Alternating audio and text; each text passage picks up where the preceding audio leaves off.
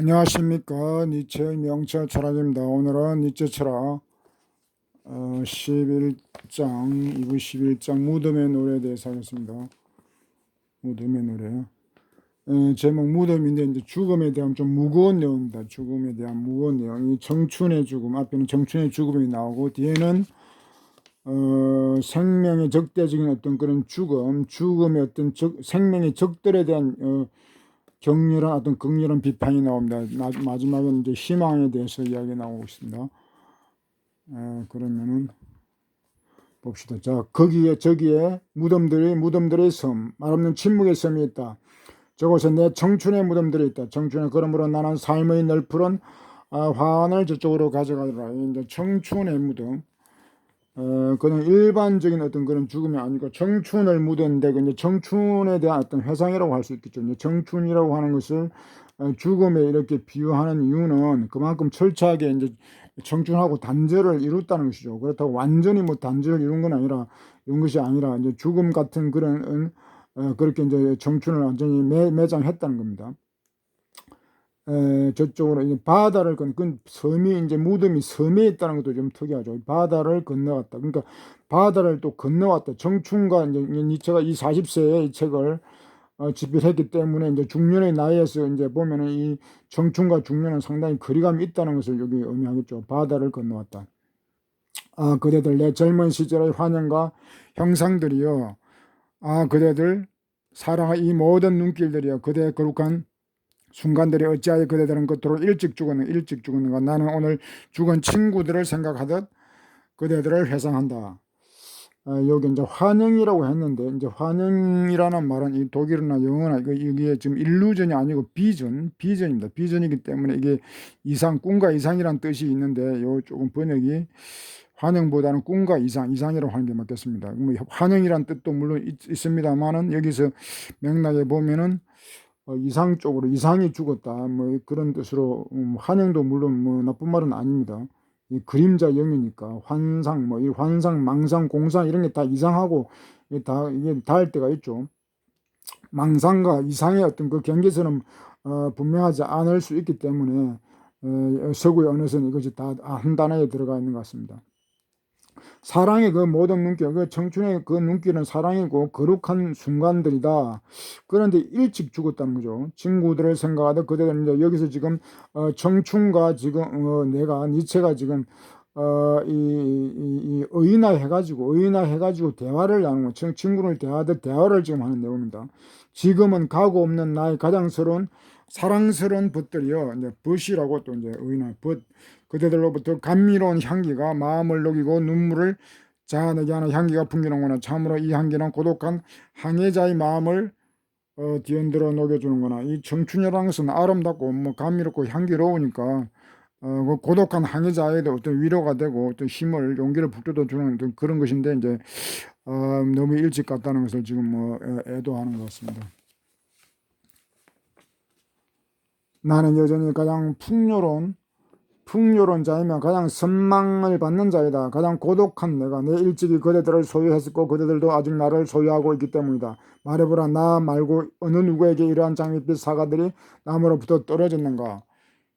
지금 니체가 가장 풍요로운 자, 뭐 이게 뭐 속된 말로 하면 그냥 부자하고 선망의 대상이 되고 있고, 그런데 이제 가장 고독한 존재라는 것입니다. 이 가장 고독한 존재, 가장 고독한 거하고 부자하고 이게 연관이 잘 안 되지만 니체에게는 이게 가장 고독한 사람이 가장 풍요로운 사람이다. 이제 그런 뜻으로 봐야 되겠죠. 여기서 이제 풍요롭다는 것은 뭐 경제적인 그런 것이 아니라 초인은 뭐 우주를 품은 사람, 세계를 품고 가는 사람이기 때문에 그 품이 늘고 뭐 풍부할 수밖에 없는 것이죠. 세계 뭐 과거와 미래까지도 다 이렇게 품고 사는 보통 사람은 뭐 그렇게 하기 힘든데 하여튼 그래서 니체는 그런 면에서 이제 풍요롭다고 이렇게 한 것입니다. 뭐 어느 누가 옛날에 세계는 늦고 할 일 많다고 그랬지만 초인도 할 일이 많죠. 초인은 뭐 우주를 다 사랑해야 되고 뭐 때로는 또 뭐 극렬한 투쟁도 해야 되기 때문에 그런 면에서는 할 일이 많습니다.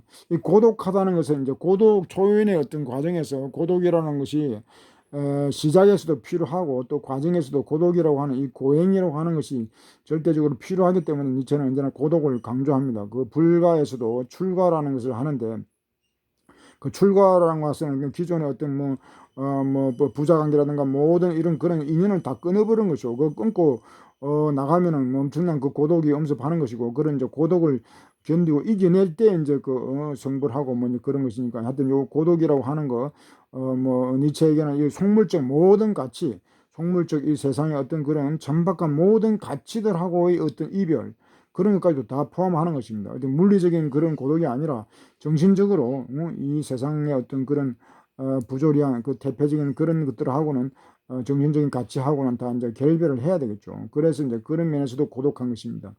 내 지에 거대들을 소유했었고 청춘이 있었다 이 말이죠. 그런데 이제 요또 다른 내용이 거대들도 거대 청춘들도 나를 소유하고 있다는 것입니다. 그러니까 이제 뭐죠, 중년의 인생도 이제 그는 청춘을 그 이별 뭐 장래, 이제는 장래 지낸다고 그러는데 과거를 장래 지내긴 했지만 그래도 완전히 버릴 수는 없는 것이죠. 청춘과 항상 그 대화하고 서로 긴밀히 연결되어 있던 청춘의 어떤 그런 이상이라는 거 있기 때문에, 정신이 있기 때문에 그것을 다 버릴 수는 없으니까 이렇게 말한다고 봅니다. 말고 어느 누구에게라는 장입니다. 나는 아직도 그대들의 사랑스러운 상속자로 하는 거죠. 그러니까 상속자, 청춘의 상속자, 중년의 나이이지만은 뭐 니체 당시는 40세만 해도 중년이죠. 지금 같으면 뭐 장년 정도밖에 안 되지만은 옛날에 그 한 150년 전에 인간 수명이 한 50세 정도, 평균 수명은 50세 정도밖에 안 됐을 겁니다. 그러니까 중년의 나이에, 그런데 이제 사랑을 청춘의 요 이제 표현이 청춘의 특징인 거는 사랑을 상속했다는 것입니다. 상속. 그리고 또 이제 밑에는 그대들을 추억하기 위한 다채로운 야생의 덕과 꽃피어 있는 그대들의 토양이다. 근데 요또 토양이라고 한 거, 이게 말이 좀 안 맞죠. 상속자면 이 상속자라는 것은 무슨 꽃을 피운 건데, 개성에서 꽃을 피우는 건데, 또다시 이제 토양이라고 말을 하는 이유는, 그러니까 상속자가 되어서 이제 꽃을 피우고 또 이제 토양 씨를 뿌리겠다는 그런 의미가 되겠죠. 그러니까 상속자 꽃이자 토양이다. 뭐 뿌리 또는 뭐 흙이라고 했을 때 이제 씨를 갖다가 받는 그런 것이니까 씨라고 이렇게 많은 씨를 또 뿌리겠다, 그런 의미로 볼 수도 있겠습니다.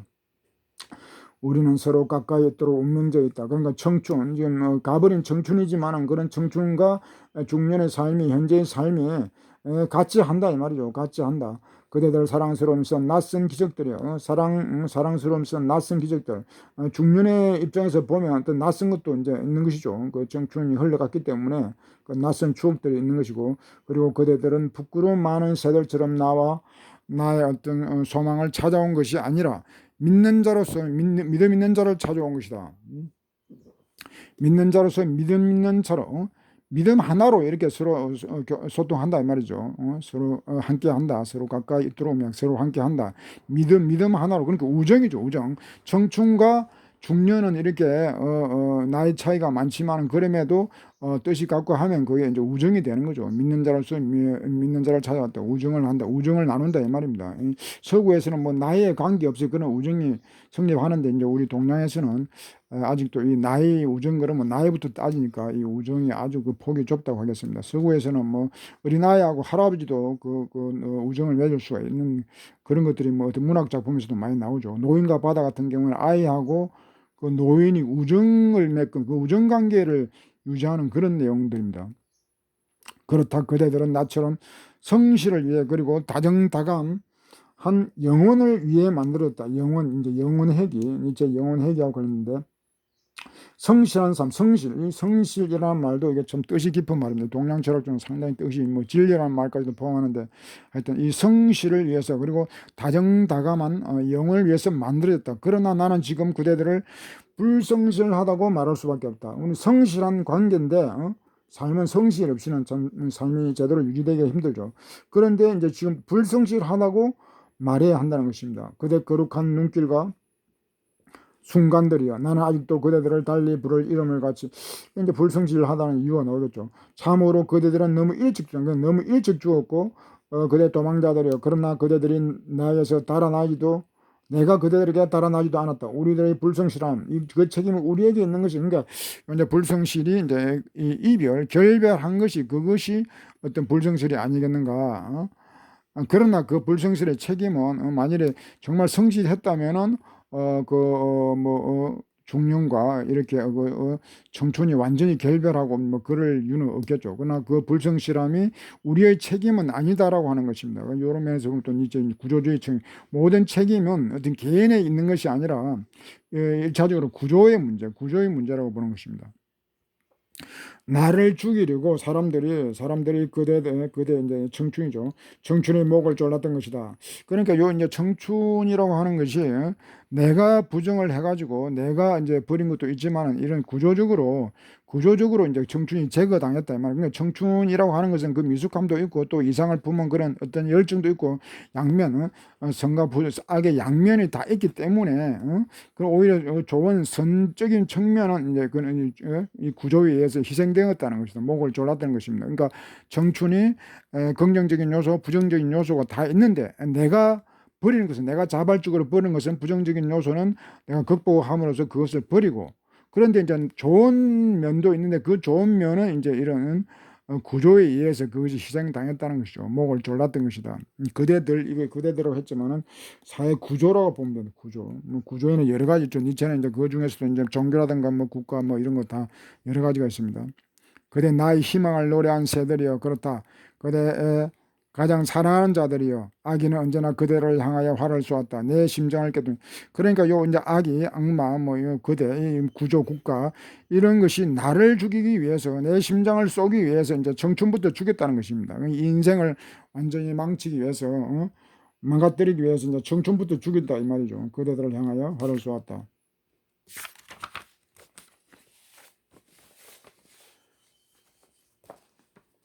그리고 적중했다. 그래서 이제 정확히 적중했다. 그대들은 언제나 내가 중심으로 사랑한 자, 나의 소유, 나를 사로잡은 자들이다. 그 때문에 그대들은 젊어서 죽어야 했다. 너무도 일치해.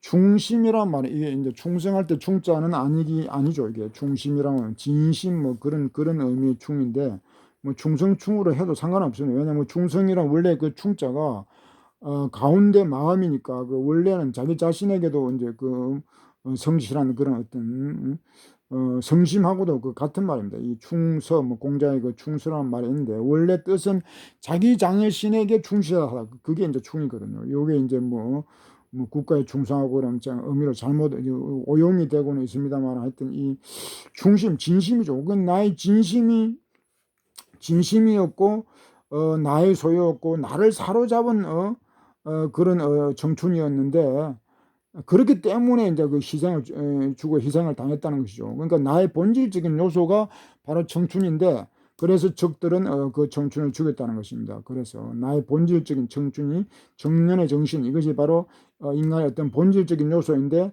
그렇기 때문에 그것이 희생을 당했다는 것이죠. 젊어서 죽어야 했다. 너무 일찍이. 그러니까 너무 일찍 죽었다는 건 니체에게는 요 청춘이라고 하는 것이 아주 그냥 유년기부터 이제 자기는 어떤 그런 어떤 젊음, 뭐 유년기, 청소년기, 뭐 청년기 할 것 없이 엄청난 니체는 어떤 그런 사회로부터 그런 뭐 박탈감이라고 그럴까 뭐 그런 것이 있었다고 생각됩니다. 내가 가지고 있었던 가장 섬세한 것을 향해 사람들은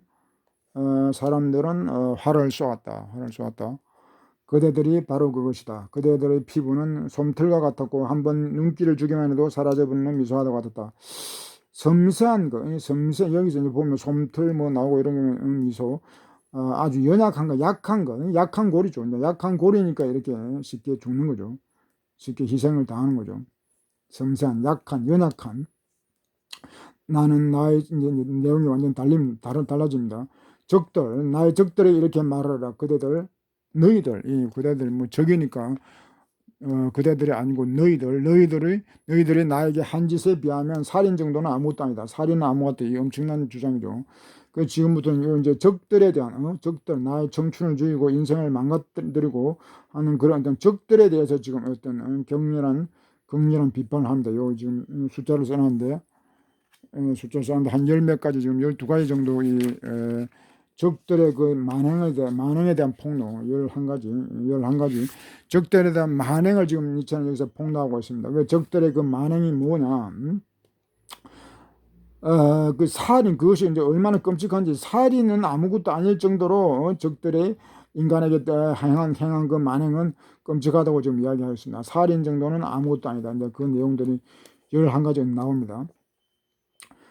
그대들은 너희들은 그대가 아니고 적이니까 너희들은 살인보다도 더 사악한 짓을 나에게 우리들에게 여기서 이제 나라고 하는 거 했지만은 우리라고 해도 됩니다. 이 니체가 지금 이게 뭐 문학 형식으로 글을 쓰다 보니까 이런 구체적인 이런 뭐 이런 것을 이렇게 표현 안 할 수 없는 그런 면이 있어가지고 이렇게 했는데 우리 모두에게 다 해당되는 것입니다.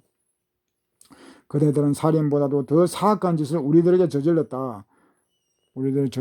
그대들은 나로부터 다시는 되찾을 수 없는 것을 되찾을 수 없는 이게 뭐 생명 이상이죠. 되찾을 수 없는 정신적인 지금 그런 가치인데 정신적인 것을 되찾을 수 없을 만큼 그렇게 빼앗아 갔다 이 말이죠. 이렇게 나는 너희들에게 말한다. 나의 적들이요.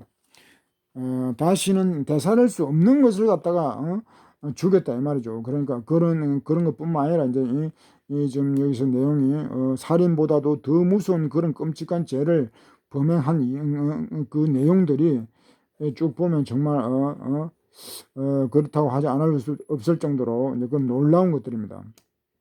그 이제 이 첫 번째가 뭐냐면은 너희들은 내 청춘을 주겠다는 거예요. 청춘의 환영이라는데 청춘의 이상을 주겠다는 것입니다. 그 청춘의 이상 정도 되면 이거는 평생 유지해야 되는데 이미 청소년기에 이미 그런 이상을 다 꺾어버리고 또 그런 이상을 품었다 하더라도 청년 뭐 한 20대를 넘기면은 다 그런 이상이 다 그냥 말살당하고 다 잊혀지죠. 그러니까 그러니까 요 적들은 니체에게는 일단 적이라고 그러면 구조, 문명, 5천년 문명이 다 해당이 되고, 이제 구체적으로는 국가, 자본, 종교, 뭐 과학 뭐 이런 모든 문화까지도 다 이런 적들입니다. 인간에게 적대자. 정상적인 어떤 인간은 초인적인 삶을 저해하는 그런 적들이 되는 것입니다. 적대적이다 이런 말도 저는 많이 합니다. 그 적들이 이렇게 이제 넓죠, 범위가. 내 청춘의 환영과 가장 사랑스러운 기적이라고 했는데 이제 청춘의 기적이라기보다 경이요 기적 미라클이란 말은 경이라는 뜻도 있습니다. 영어에 경이라는 뜻이니까 그러니까 경이를 주겠다. 놀라움 어떤 그런 것들이 청년에게 있는데 그런 것을 다 주겠다는 것이죠. 그대들은 나로부터 나의 놀이 친구인 더없이 행복한 영들을 빼앗아갔다. 그 영들을 추모하면서 나는 이 화환과 저주를 여기에 내려놓는다. 그러니까 그 이 청춘이라고 하는 것은 놀이친구인 행복한 영이라고 했지만 뭐 정신, 신령 뭐 이런 청춘의 어떤 그런 정신들을 갖다가 적들이 다 빼앗아 갔다 면 청춘을 잃어버렸다. 그러면 청년기에 이미 청춘을 잃어버렸다. 그러면 그 인생은 끝난 거라고도 할 수 있는 것입니다. 중년 뭐 노년 그게 청년 정신이 없다.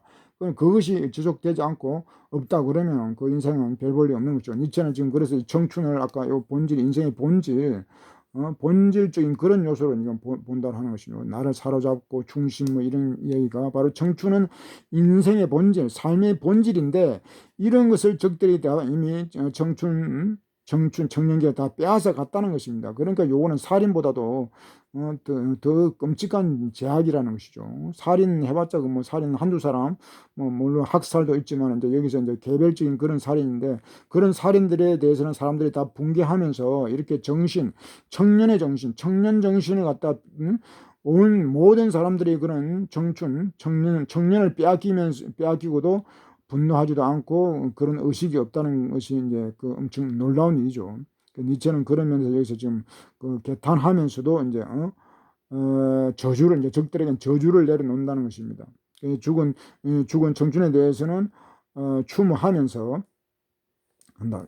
이 저주를 받아라 나의 적들이여 너희들은 차가운 밤이 음양을 삼키듯이 나의 영원한 것들을 속죄롭게 만들지 않았는가. 영원한 것들은 다만 성스러운 눈의 성광처럼 잠시 나타났다가 사라지지 않았는가. 순간으로서. 그러니까 요 이제 적들이 또 이제 두 번째, 세 번째 적들이 제거한 것이 이제 영원성입니다. 인간에게 이 영원성이라는 것이 제거되면은 현대인들은 이 뭐 영생 이런 걸 믿지 않는 사람들이 많죠. 그 영원성, 뭐 영생이 아니더라도 하여튼 영원성이 제거되면은 영원 의식이 없으면은 사람들은 뭐죠? 미래가 없는 거죠. 미래가 없고 미래가 없으면 뭐죠? 역사도 없는 것입니다. 역사도 없고 미래도 없고 현재만 남는데 현재만 남으면 어떻게 되겠죠? 지금 이 순간밖에 안 남죠. 결국은 또. 그럼 지금 이 순간의 그 연속. 그래서 이제 어떤 철학자들은 현대인의 그 삶이 그냥 하루살이다, 하루살이. 미래도 없고, 과거도 없고, 현재. 오직 이 순간을 즐긴다. 뭐, 그래서 그것도 그것의 무한 반복. 그러니까 하루살이 인생에 불과하다는, 그런 뭐 이야기도 합니다. 그 니체에 바로 그 이야기를 하는 것입니다. 영원성이라고 하는 것을, 박탈했다는 것입니다. 이 적들이. 그러니까 영혼 사상이 없다라고 하면 영혼을 뭐 그게 이제 무신론자는 뭐 당연히 영혼이라는 것을 불식하는 것이 그게 당연하다고 생각할 수도 있는데 그러나 이 영혼 의식이 없으면은 역사도 미래도 없다는 것입니다. 그게 문제가 되는 것이죠. 사실 아닌 게 아니라 현대인들이 역사 의식, 뭐 미래 의식 이런 게 전혀 없다라고도 할 수 있습니다. 다만 성스러운 눈의 성광처럼 그러니까 뭐 영혼이라고 하는 것은 잠깐 그냥 잠깐 나타났다 사라지는 뭐 그런 잠깐 그냥 뭐 느낌 정도지 이게 영혼성을 갖다가 어떤 자기 의식 속에 이렇게 담고 있지는 않다는 것입니다. 한때 좋았던 시절에 나의 순결함을 이렇게 말했다. 모든 존재가 나에게는 성스러운 것이기를. 젊었을 때 그 청춘은 어떤 모든 것이 신성하다. 신성하다 이런 것은 그러니까 신성이라는 말도 이게 좀 종교적인 냄새가 난다. 그래 이것도 요즘 또 기피하는 성향이 있는 것 같은데 이 신성을 제거해버리면 또 그것도 문제가 많은 것입니다. 그러니까 이제 니체는 이제 젊었을 때 신성 모든 것의 어떤 신성 이런 것을 이제 믿었던 것 같아요. 그때 그대들은 추악한 위력 유령들을 데리고 나를 섭격했다. 저 좋았던 때는 이제 어디로 가버리는가? 그러니까 추악한 유령은 여기 이제 종교입니다. 종교. 그러니까 니체는 어떤 그 종교 아닌 종교 없는 그런 성스러움을 갖다가 찬미하고 그렇게 추구했는데 종교라는 것이 진입해가지고 이런 성스러움도 다 망가뜨려 버렸다는 것입니다. 종교가 들어오면 이 오염되어 버리는 거죠. 하루하루가 다 신성하기를 니체는 이제 젊어서 이제 이런 이제 믿음을 가지고 있으네요. 하루하루가 신성하기를 일찍이 내 젊은 시절에 이 지혜가 이렇게 젊은 시절의 지혜는 이렇게 말했다. 참으로 즐거운 지혜, 이 즐거운 지혜란 말, 지혜 그 전에 이제 거친 지혜라는 말 했는데 이제 즐거운 지혜. 니체는 즐거운 학문이라는 그런 책도 쓴 게 있습니다. 즐거운 학문. 그러니까 이 지혜라고 학문 이런 것이 그 전에는 니체 이전에는 그렇게 즐거운 것이 아니었다는 거죠.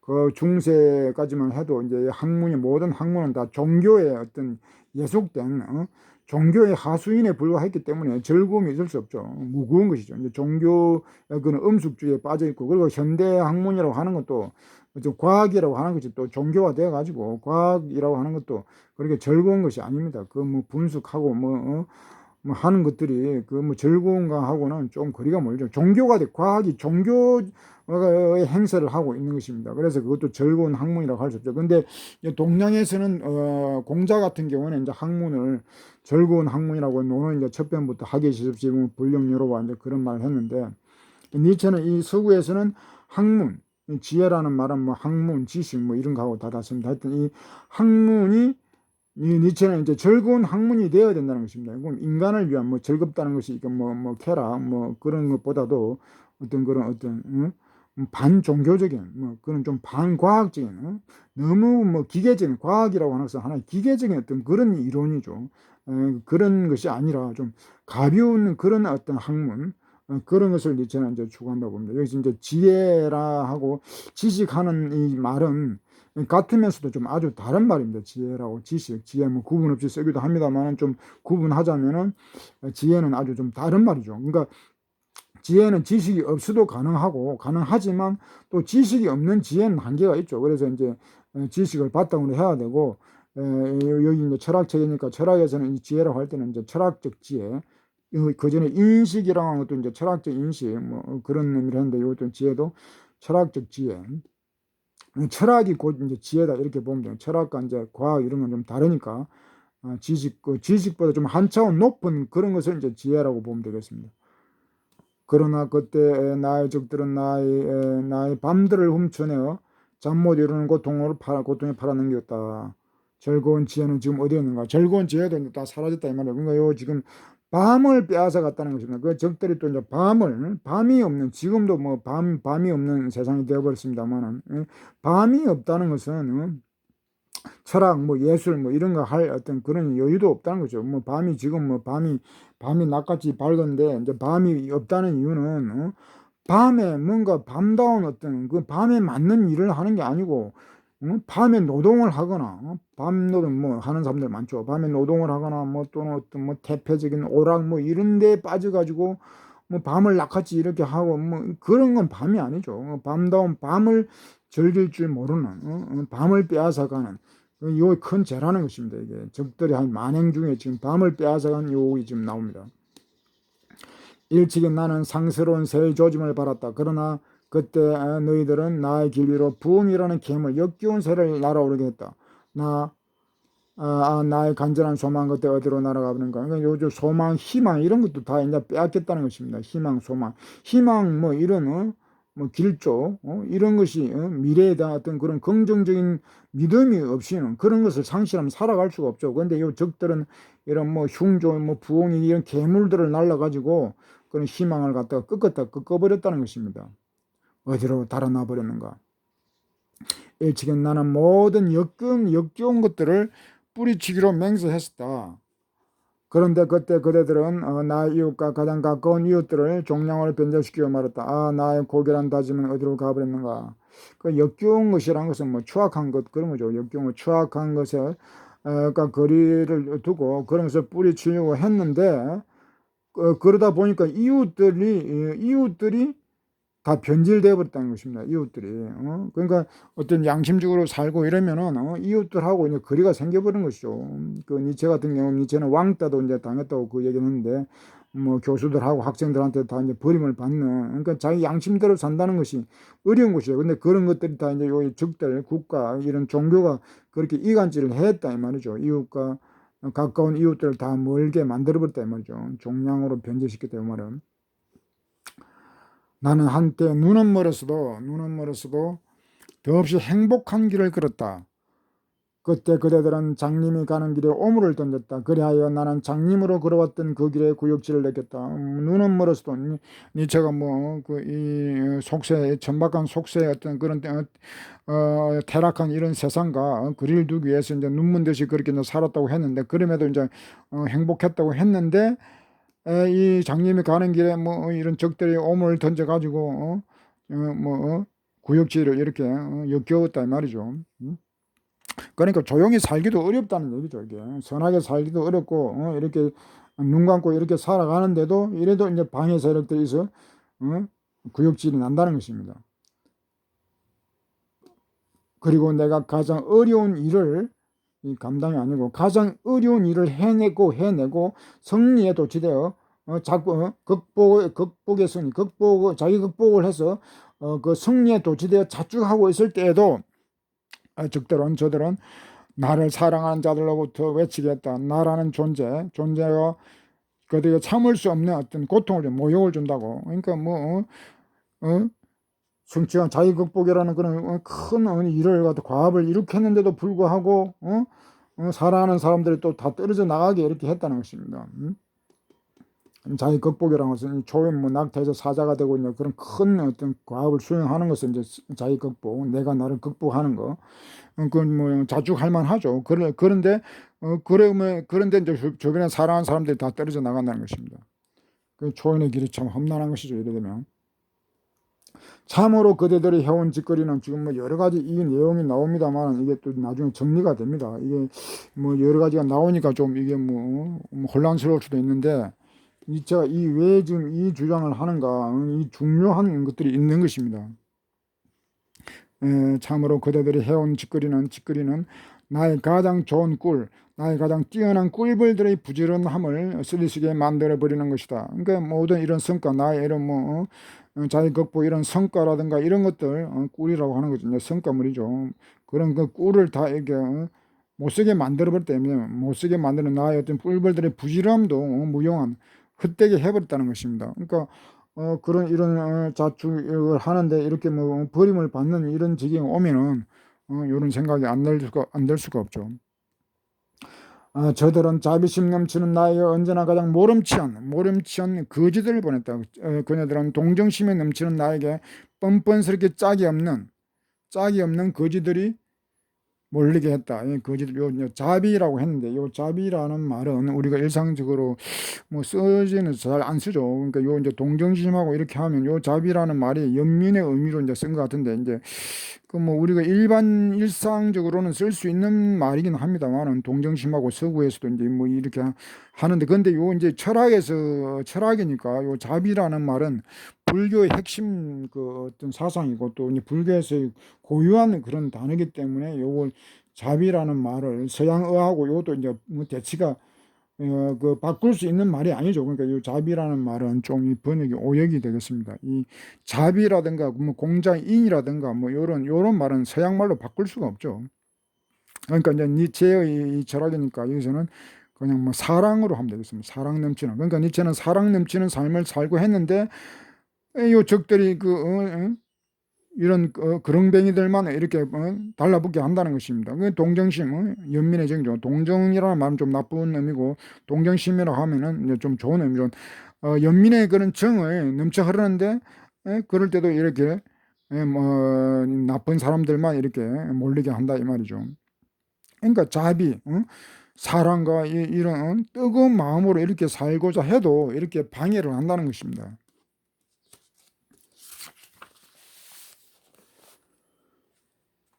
덕을 믿으며 상처를 입혔다. 그리고 내가 나의 어떤 신성한 것을 제단에 바치자 즉시 그대들의 경건함이라는 것이 그대들의 기름 번지를 한 재물을 그 옆에 놓았다. 그대들의 지방에 내뿜는 어떤 전기로 나의 가장 신성한 것을 질식시키기 위해서다. 가장 이제 신성한 니체에게 이제 가장 신성한 것은 뭐 초인 사상, 초인 뭐 그런 사상과 관련된 거죠. 그 가장 신성한 것을 갖다가 세상에 뭐 재단이라기보다도 재단을 제가 해도 그런 것을 세상에 내놓자 그대들은 적들은 경건함이라는 것을 내놓으면서 경건함 이제 종교인 경건한 종교 용어입니다. 그러니까 종교 이름으로 이런 뭐 경건한 것들 옆에 같이 나열하면서 니체 나의 어떤 신성한 사상을 갖다가 질식시킨다는 것입니다. 경건 이 종교용입니다. 경건하고 그러니까 종교 어떤 그런 의식을 떠벌리면서 초인 사상을 갖다가 완전히 무력화시킨다 이 말이죠. 그러니까 초인 사상을 또 적들이 죽였다 이 말입니다. 지금 11번째 일찍이 나는 지금까지 추었던 것과는 다른 방식으로 춤추고자 했다. 온 하늘을 헐헐 날며 춤추고 했다. 그런데 그때 그대들은 나의 가장 사랑스러운 가수를 꼬드겼다. 뭐 이제 요 나는 이야기보다도 이 다른 방식의 춤이라고 하는 춤은 니체 이전에도 있었죠. 근데 요 이제 다른 방식의 춤이라고 하는 것은 니체 그 디오니소스 이제 그 춤 얘기할 때는 디오니소스라는 말을 하는데 뭐 그것까지는 알 건 없지만 하여튼 요 그런 좀 뭐 어떤 광기의 춤, 황홀 밑에 나오는 이 황홀 나오는데 황홀경, 이 황홀, 광기, 뭐 황홀, 이는 완전 무화 경지에서의 어떤 그런 춤이죠. 그러니까 완전히 나를 갖다가 잃어버리고 모든 많은 사람하고 함께하는 하나 되는 그런 춤. 그러니까 뭐 기존에 없는 춤이죠. 뭐 지금 현대인들도 춤이라고 그러면 뭐 어떤 개인의 어떤 그런 활락 뭐 그런 거와 관련되지만 이체는 그런 거 아시나 그런 것이 아니고 황홀경에 휩싸이는 만인이 함께하는 무와 망아지경에서의 어떤 그런 춤. 그래서 이제 하늘을 헐헐 난다 이 말이죠. 그런 춤을 추고자 했는데 그런 것도 방해를 했다 이 말이죠. 이제 가수 여기서 이제 가수라는 게 이제 박은하라고 얘기합니다. 박은하. 그 가수 이제 박은하고 나중에 결별하는데 그 이유가 이제 뭐 가수 이제 박은하가 너무 종교적이 되고 또 뭐 국가주의자로 변하고 뭐 이러면서 이제 그 박은하를 이제 싫어하게 되는데 그 이제 박은하를 이렇게 비꼬는 거죠 여기서. 이 박은하라고 하는 가수는 무시무시하고 음울한 곡조로 노래하기 시작했다. 그러니까 이런 것을 등장하면서 니체는 춤출 맛이 다 잃어버린 거죠. 춤도 못 추게 된 거죠. 음울한 곡조. 그의 노래는 내 귀에 마치 음산한 뿔비리 소리처럼 들렸다. 살인마적인 가수요. 사악함의 도구요. 살인마. 박은하 그떤 그런 음악을 갖다 살인마적이고 사악함이고 순전하기 짝이 없는 무식하기 짝이 없는 자요.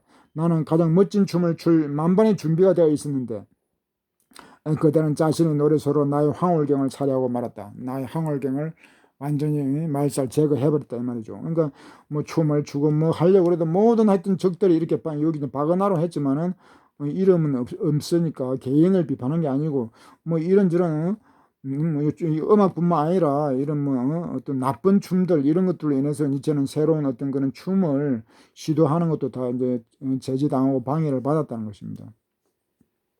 그리고 나는 오직 춤을 통해서만 최고의 사물들에 대한 비유를 말할 줄 안다.